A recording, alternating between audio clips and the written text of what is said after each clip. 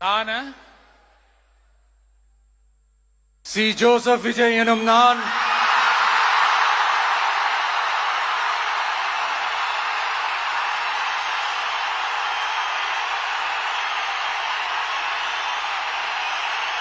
சட்டப்படி அமைக்கப்பெற்ற இந்திய அரசியல் அமைப்பின்பால் உண்மையான நம்பிக்கையும் மாறா பற்றும் கொண்டிருப்பேன் என்றும்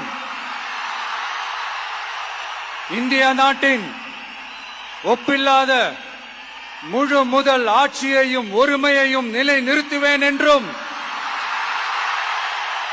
தமிழ்நாட்டு அரசின் முதலமைச்சராக உண்மையாகவும் உளச்சான்றின்படியும் என் கடமைகளை நிறைவேற்றுவேன் என்றும்